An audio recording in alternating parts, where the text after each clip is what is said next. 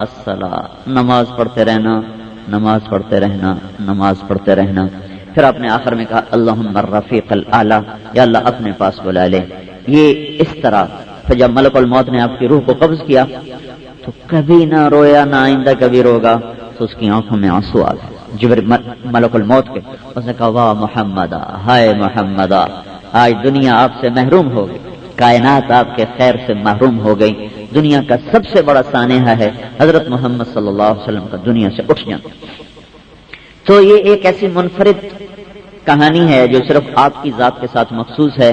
باقی تو بھائی دیکھو پتہ نہیں کون کب اٹھا دیا جائے، کوئی بیمار ہو کے چلا جاتا ہے، کوئی ٹھیک ٹھاک چلا جاتا ہے، کوئی حادثے میں مر جاتا ہے، کوئی کیسے مر جاتا ہے، اوپر فیصلہ اوپر سے۔ بے وقت کوئی نہیں مرتا ہے کیسی بے وقت موت ہے یہ زبانوں پہ آ جاتا ہے، کیسی بے وقت موت ہے یہ اللہ پہ اعتراض بنتا ہے۔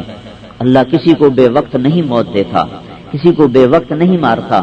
جس وقت اٹھاتا ہے وہی اس کا وقت ہوتا ہے، جب وہ بلا رہا ہے وہی اس کے جانے کا وقت ہے، اس سے پہلے اس کا وقت تھا ہی نہیں۔ تو یہ جملہ زبان پہ نہیں آنا چاہیے کہ بڑی بے وقت موت ہے۔ موت تو بھائیو اپنے وقت پر آتی ہے۔ ہاں مر جانے والا چلا گیا ہے، میرے آپ کے لیے فکر کا مقام ہے کہ مجھے اس گھاٹی سے گزرنا ہے اور مجھے اس کی تیاری کرنی ہے۔ مجھے اس کے لیے جن چیزوں کو آگے قبر میں مجھ سے پوچھا جائے گا اور حشر میں جو میری چیزیں کام آنے والی ہیں وہ زادرہ ہیں، ان کو ساتھ لے کے جو چلتا ہے وہ مالدار ہو کے بھی کامیاب ہے، فقیر ہو کے بھی کامیاب ہے، بادشاہ کو بھی کامیاب ہے۔ محمود غزنوی دنیا میں مسلمانوں میں سب سے بڑا فاتح گزرا ہے۔ محمود غزنوی جتنی فتوحات کسی مسلمان بادشاہ نے نہیں کی، بلکہ فتوحات میں پہلے نمبر پر چنگیز خان ہے اور دوسرے نمبر پر محمود غزنوی اور تیسرے نمبر پر وہ سکندر یونانی ہے، چوتھے نمبر پر تیمور ہے۔ ان میں محمود غزنوی نے 33 سال حکومت کا عرصہ سب سے زیادہ محمود غزنوی کیا، 33 برس حکومت کی، اور کوئی 70-80 سال پہلے اس کی قبر بیٹھ گئی تھی۔ چوتھی صدی کا بادشاہ، چوتھی صدی، 70-80 سال پر اس کی قبر بیٹھ گئی۔ اس کی قبر کو جب ٹھیک کرنے کے لیے دوبارہ کھودا گیا تو اندر دیکھا تو اس طرح اس کی میت پڑی تھی جیسے ابھی کوئی اس کو دفن کر کے گیا۔ اس کو مرے ہوئے 1000 سال ہو چکے، اس کا کفن بھی میلا نہیں ہوتا، اسی طرح کفن ترو تازہ، جسم ترو تازہ، اس کا سیدھا ہاتھ اس کے سینے پر رکھا تھا جیسے آدمی سویا ہوا تھا، اور الٹا ہاتھ ایسے لمبا۔ تو انہیں دیکھا اس کے ہاتھ کو اٹھا کے ایسے اس کو جو ملا تو بالکل نرم و نازک جیسے زندہ کی انگلیاں حرکت کرتی ہیں نہ اکڑاؤ۔ 1000 برس مٹی میں کوئی پڑا رہے وہ کہاں سلامت رہتا ہے؟ چلو یہ کوئی بڑا ابدال ہوتا، کوئی بڑا قطب ہوتا تو ایک عقل میں آنے والی بات، بادشاہ اس فاتح تین اور 33 برس حکومت کرنے والا انسان، اور 1000 سال گزر گیا زمین اس کو ہاتھ نہیں لگا سکتی۔ تو اللہ تعالیٰ نے ہمیں ایسا طریقہ زندگی دیا ہے حضرت محمد صلی اللہ علیہ وسلم کی توفیل میرے بھائیوں کہ جس سے آدمی دونوں جہان کی زندگی بنا سکتا ہے۔ اس کے برعکس بھی ہوا ہے۔ سلیمان بن عبد الملک کو دفن کرنے لگے۔ سلیمان بن عبد الملک بھی بادشاہ ہے اور بہت چھوٹا ہے محمود غزنوی کے مقابلے میں، اور حکومت بھی تھوڑی سی کی ہے، 2-2.5 سال، بس 2-2.5 سال کی حکومت ہے۔ جب اس کو قبر کے قریب لائے تو اس کا جسم ہلنے لگا، تو اس کے بیٹوں نے کہا ہمارا باپ زندہ ہے۔ تو عمر بن عبدالعزیز جنازے میں شریک تھے، انہوں نے فرمایا بل عجل اللہ بالعقوبہ، کہ بھتیجو زندہ نہیں ہے، قبر کا عذاب پہلے شروع ہو گیا ہے، جلدی چھپاؤ اپنے باپ کو، عذاب پہلے شروع ہو گیا ہے، جلدی کرو جلدی کرو جلدی کرو، بل عجل اللہ بالعقوبہ، جلدی چھپاؤ۔ یہ بھی ایک رخ ہے، وہ بھی بادشاہ ہے، یہ بھی بادشاہ ہے۔ جب حضرت عمر کا انتقال ہونے لگا تو انہوں نے رجا بن حیبہ کو بلا کے فرمایا دیکھو میں نے 3 خلفاء کو اپنے ہاتھوں سے دفن کیا، عبد الملک کو بھی، ولید کو بھی، سلیمان کو بھی۔ جب ان کو قبر میں رکھا اور ان کے چہرے، ان کے کفن کی گرہ کو کھولا تو میں نے دیکھا ان کا چہرہ قبلے سے ہٹ چکا تھا۔ ہم تو فٹ کرے کے رکھتے ہیں نا قبلہ، کل جب میں نے گرہ کھولی تو ان کا چہرہ یوں مڑ چکا تھا، بالکل الٹی طرف ہو چکا تھا اور چہرے کا رنگ سیاہ پڑ چکا تھا۔ عبد الملک کو رکھا، یہی دیکھا، ولید کو رکھا، سلیمان کو رکھا، تینوں کے ساتھ یہی ہوا۔ چند سیکنڈ میں قبر میں جب رکھا جاتا ہے تو گرہ کھولنے میں کیا دیر لگتی ہے؟ چند سیکنڈ میں یہ ہو چکا تھا، رنگ سیاہ پڑ چکا تھا اور قبلے سے چہرہ ہٹ چکا تھا۔ تو اب میں جا رہا ہوں، وہی حکومت، وہی سلطنت، وہی تخت، انداز بدلا، انہوں نے اپنے طریقے پر کی، انہوں نے اللہ کے رسول کے طریقے پر کی۔ تو کیا فرق دیا اللہ تعالیٰ نے؟ کوئی صابن کی فیکٹری چلا کے نہیں مر رہے، 3 بر اعظم کی حکومت چلا کے موت آ رہی۔ تو جب ان کو قبر کے قریب کیا گیا تو سلیمان کا جسم تو ہلنے لگا تھا، ان کے ساتھ کیا ہوا، ایسے ہوا چلی اور ایک پرچہ لہراتا ہوا، سب نے دیکھا، یوں بل کھاتا ہوا آیا اور عمر کے سینے پر آ کے گر گیا۔ جب اس کو اٹھا کے دیکھے گا تو اس پہ لکھا ہوا تھا بسم اللہ الرحمن الرحیم، پہلی سطر، دوسری سطر لکھا ہوا تھا براءۃ من اللہ لعمر بن عبد العزیز من النار، اللہ تعالیٰ نے عمر بن عبد العزیز کو آگ سے نجات دے دی ہے۔ یہ اس کی سند ہے، اس کا پروانہ ہے۔ وہ کاغذ ان کے کفن کے اندر رکھ کر ان کو قبر میں اتارا گیا، اور رجا بن حیوہ جن کو وصیت فرمائی تھی کہ مجھے دیکھنا، مجھے قبر میں رکھنے کے بعد دیکھنا کہ میرے ساتھ کیا ہوتا ہے، وہ ان کی قبر میں اترے اور ان کی گرہ کو کھولا تو دیکھا تو کیا فرماتے ہیں کہ میں نے یوں دیکھا کأنہ فلقۃ قمر، مجھے یوں لگا جیسے کسی نے 14ویں رات کا چاند اتار کے قبر میں ڈال دیا، ایسے چمک رہا تھا چہرہ۔ اور کہاں تک حکومت تھی؟ دمشق سے لے کر کشمیر تک اور استنبول تک اور کاشغر تک، چین، اور ادھر سینیگال چاڈ تک، ادھر جنوبی فرانس تک۔ اتنی لمبی سلطنت پر جس شخص نے 2.25 سال حکومت کی ہو، کتنی زیادتیاں اس سے ہو سکتی تھیں، وہ کتنی اونچی شان کے ساتھ اپنی قبر میں جا رہا ہے کہ قبر کے اندر جیسے چاند اتر آیا۔ تو ابن کثیر رحمۃ اللہ علیہ نے ایک واقعہ لکھا ہے اپنی کتاب میں کہ ایک شخص تھا، اس کا بیٹا شہید ہو گیا تھا، تو وہ ہر جمعے اپنے باپ کو خواب میں ملتا تھا، ہر جمعے۔ ایک جمعے نہیں میں آیا خواب میں، اگلے جمعے پھر خواب میں ملا۔ ان کا بیٹا پچھلے جمعے ملاقات کیوں نہیں ہوئی؟ تو اس نے کہا پچھلے جمعے عمر بن عبد العزیز کا انتقال ہو گیا تھا، اللہ نے تمام شہداء سے کہا تو اس کے جنازے میں شرکت، ہم سب اس کے جنازے میں شرکت کر۔ پھر ایک اور واقعہ لکھا ہے ابن کثیر رحمۃ اللہ علیہ نے کہ حبیب بن عمیر ایک بڑے لوگوں میں ہیں، عرب سرداروں میں، یہ روم کی لڑائیوں میں قید ہو گئے، ان کے ساتھ 10 آدمی اور قید ہوئے، تو انہوں نے باقیوں کو قتل کر دیا، وہ شہید ہو گئے، ان کو چھوڑ دیا، ان کو غلام بنا لیا۔ تو وہ جس سردار نے غلام بنایا اس نے کہا کہ تو عیسائی ہو جا تو میں تجھے اپنی جاگیر بھی دے دوں گا، لڑکی بھی دے دوں۔ تو انہوں نے فرمایا تو مجھے سارا جہان بھی دے دے تو میں یہ قبول نہیں کر سکتا۔ تو اس نے کیا کیا، ایک کمرے میں، ایک گھر میں اس کو بند کر دیا اور ایک لڑکی کو اس کے ساتھ اس پر مسلط کر دیا، اور اس لڑکی کو کہا کہ اس سے برائی کرواؤ، جب یہ منہ کالا کرے گا تو پھر عیسائی بھی ہو جائے گا اور سر خوش ہو جائے گا، تم اس سے گناہ کرواؤ۔ 3 دن 3 رات وہ لڑکی اس کو گناہ کی دعوت دیتی رہی، اور 3 دن 3 رات میں انہوں نے آنکھ اٹھا کے بھی نہیں دیکھا کہ میرے ساتھ کون ہے، اور نہ کھایا نہ پیا۔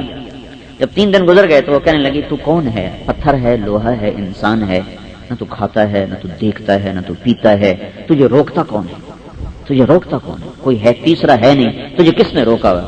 کہ مجھے میرے اللہ کے خوف نے روکا ہوا ہے جو مجھے دیکھ رہا ہے، مجھے اپنے اللہ سے حیا ہے کہ میں کیسے اپنے دامن کو ناپاک کروں۔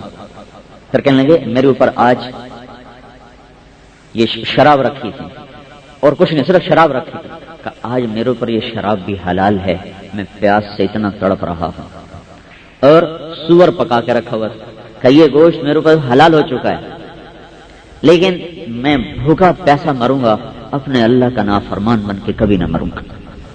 تو اس لڑکی نے کہا تیرے جیسے کا مر جانا یہ تو انسانیت کے لیے داغ ہے، میں تجھے بچاؤں گی، میں تیرا ہیلا کروں۔ وہ جو آئی تھی اس کو گمراہ کرنے، وہ خود اب اس کے بچانے کے چکر میں ہے۔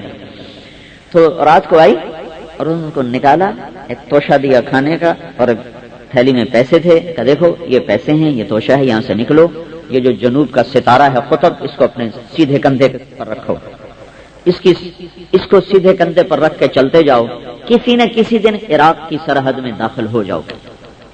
عراق کے چل پڑے، رات کو چلتے دن کو چھپ جاتے، رات کو چلتے دن کو چھپ جاتے۔ اس زمانے میں تاروں سے دیکھ کر ہی سفر ہوتا تھا، سمت طے ہوتی تھی۔ کہنے کہ چوتھی رات تھی کہ ایک دم پیچھے سے نہ گھوڑوں کے ہنہنانے کی اور ان کے دوڑنے کی آواز آئی، تو میں نے کہا پکڑا گیا، آ گیا پکڑنے والے۔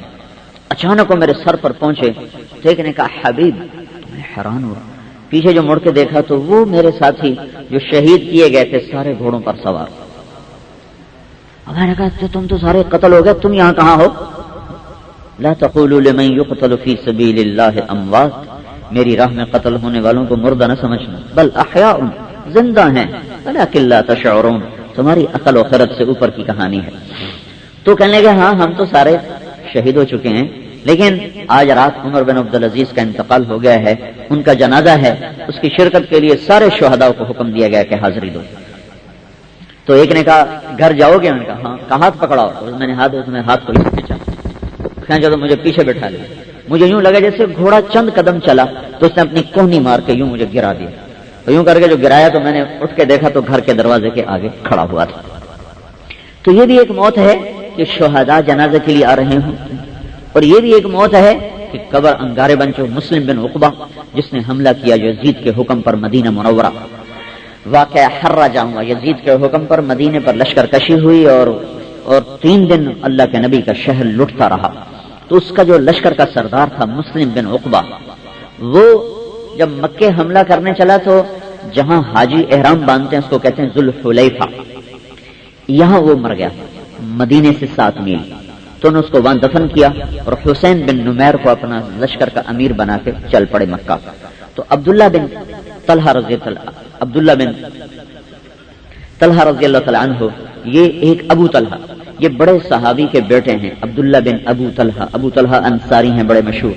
ان کی باندی نے مدینے والوں سے کہا کہ میں نے قسم اٹھائی تھی جب عبداللہ کو شہید کیا گیا کہ اگر مسلم بن عقبہ پہ اللہ نے مجھے طاقت بخشی تو میں اس کو سولی پہ لٹکاؤں گی، میں نے قسم اٹھائی تھی۔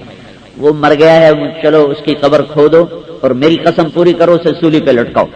تو مدینے والے تو پہلے زخمی تھے، سارے چل پڑے کہ چلو اس بدبخت کی قبر کھود کے اس کو لٹکاؤ سولی پہ۔ جو قبر کی ایک اینٹ ہٹائی تو ساری قبر انگاروں سے بھری پڑی تھی، اور اس کا جسم ان انگاروں میں ایسے دہک رہا تھا جیسے لوہے کی سلاخ کو آگ میں ڈالو تو وہ سرخ ہو کر دہکنے لگتی ہے، اس طرح اس کا سارا وجود انگاروں میں دہک رہا تھا۔ تو انہوں نے اینٹ رکھ دی تو عبداللہ رضی اللہ عنہ کی باندی نے کہا بس اللہ نے میرا بدلہ خود لے لیا، مجھے بدلہ لینے کی ضرورت کوئی نہیں ہے۔ یہ 2 طرح کی موتیں میرے بھائیو بہنوں ہر انسان کو سامنا کرنا پڑ رہا ہے، فریق فی الجنت و فریق فی السعیر۔ کچھ ہیں جو جنت کی راہوں پہ چل پڑتے ہیں، ان کے لیے موت سے خوبصورت پیغام کوئی نہیں، اور کچھ ہیں جو جہنم کی راہوں پہ چل پڑتے ہیں، ان کے لیے موت سے خوفناک کوئی پیغام کوئی نہیں۔ عمر بن عبدالعزیز کی 3 بر اعظم پہ سلطنت ہے، 42 سال کی عمر ہے، عین جوانی ہے۔ اسی رجا بن حیوہ جس نے ان کو کہنے کے ذرا کہنے کہ ایک دعا کرو، میں آمین کہوں گا اور تمہیں قسم پہلے اٹھاؤ کہ جو کہوں گا وہ دعا کرو۔ وہ کہنے لگے پہلے آپ دعا تو بتاؤ۔ کہا نہیں، پہلے قسم اٹھاؤ کہ جو کہہ رہا ہوں وہ دعا کرو گے، پھر میں دعا بتاؤں گا۔ جب اصرار کیا تو اس نے قسم اٹھا لی۔ کہا اچھا جی میں قسم کھاتا ہوں۔ کہا اچھا دعا بتاؤ۔ کا دعا یہ ہے کہ دعا کرو اللہ مجھے اپنے پاس بلا لے، میں مرنا چاہتا ہوں، زندہ نہیں رہنا چاہتا۔ انہوں نے کہا میں یہ دعا کیوں کروں، ساری انسانیت کی محرومی آپ کا مرنا کہ تم نے، اس لیے میں نے تم سے قسم اٹھوائی تھی۔ دعا کرو اللہ مجھے بلایا اپنے پاس، میں اس دنیا سے تنگ آ گیا ہوں۔ تو انہیں ہاتھ اٹھائے تو سامنے اپنا بیٹا آ گیا، چھوٹا تھا۔ کہنے یہ بیٹا مجھے بڑا پیارا لگتا ہے، اس کے لیے دعا کرو یہ بھی میرے ساتھ ہی جائے۔ تو انہوں نے ہاتھ اٹھائے، 1 ہفتہ پورا نہیں گزرا کہ ایک ہی دن بعد بیٹا دنیا سے چلے گئے۔ تو جس نے اللہ کی اطاعت میں زندگی گزاری ہے اس کے لیے موت سب سے خوشگوار پیغام ہے۔ منظر خوفناک ہے، آنکھیں بند ہوئی پڑی ہیں، لوگ پھٹے پہ ڈال رہے ہیں، کرتے پھاڑ رہے ہیں، نہلا رہے ہیں، میت کو اٹھا کے قبر میں ڈال رہے ہیں، اوپر مٹی ڈال رہے ہیں۔ لیکن یہ سوچو اللہ نے اپنے نبی کو بھی تو قبر میں ہی ڈالا۔ اگر یہ قبر ایسا خوفناک مسئلہ ہوتا تو اللہ اپنے نبی کے لیے تو محل بنوا کر کہتا بس سنگ مرمر کا محل بناؤ اور اس میں میرے نبی کی چارپائی کو رکھ کے دروازہ بند کر کے چلے جاؤ۔ وہ آپ بھی قبر میں ہی گئے ہیں۔ ہم گئے اردن، 1991 میں ہماری جماعت اردن گئی، وہاں ایک بڑا خوبصورت انہوں نے بنگلہ دکھایا پہاڑ کی چوٹی پر۔ ان کا یہ شخص شاہ حسین کا پائلٹ رہا ساری زندگی۔ ایک دفعہ شاہ حسین کے ساتھ مدینے گیا تو وہ بادشاہوں کو وہ جالی کے اندر لے جاتے ہیں تو کہو اندر لے گئے، تو یہ پائلٹ شاہ کے ساتھ کھڑا ہوا، فاتحہ پڑھ رہے تو اس کے دل میں خیال آیا ہوئے اللہ کا نبی کتنے اندھیرے میں پڑا ہوئے، وہاں بجلی کوئی نہیں، وہاں لائٹ کوئی نہیں، پھر آگے چاروں طرف سے دیوار بند ہے، پھر آگے قبر مبارک ہے۔ تو وہ کہنے لگا میرے جی میں آیا اللہ کا نبی کتنے اندھیرے میں، خیال آ کے چلا گیا۔ رات کو سویا تو خواب دیکھا کہ جہاں سلام کے لیے کھڑا تھا وہیں کھڑا ہوا ہے، اور روضہ مبارک کی جو 4 دیواری ہے اس کی اینٹ کے ایک ایک ذرے سے آفتاب پھوٹ رہا ہے، روشنی روشنی روشنی روشنی۔ غیب سے آواز آتی ہے دیکھو اللہ کا رسول روشنی میں ہے کہ اندھیرے میں ہے۔ کہ بس اسی وقت آنکھ کھلی اور توبہ، شاہ حسین کو استعفیٰ پیش کیا کہ حضور اب میری آپ کی راہیں جدا ہیں، آپ کے ساتھ بہت ایمان فروخت کیا، اب مجھے ایمان بچانا ہے۔ اور اس کے بعد نوکری چھوڑ کے چلہ لگایا، تبلیغ میں چلہ لگایا، اور اللہ تعالیٰ نے اس کو نیکی کے ساتھ دنیا سے اٹھایا۔ جب ساری چیزوں سے تائب ہو گیا تھا اور تبلیغ میں بھی خوب نقل و حرکت کر رہا تھا، اسی طرح کرتے کرتے اللہ تعالیٰ نے چند دنوں کے پاس اسے اپنے پاس بلا لیا۔ یہ کامیاب انسان کی موت ہے۔ تو بھائیو، جانے والا تو چلا ہی جائے گا، موت ایک ناگوار چیز نظر آتی ہے۔ جھونپڑے اور خیمے میں رہنے والا موت کی تمنا نہیں کرتا، ایسے گھروں میں رہنے والا کب چاہتا ہے کہ مجھے اٹھا لیا جائے، بلا لیا جائے، پر کیا کریں، اللہ کا فیصلہ ہے، اسے اٹھانا ہی ہے، اسے لے جانا ہی ہے، اسے زیر زمین پہنچانا ہی ہے۔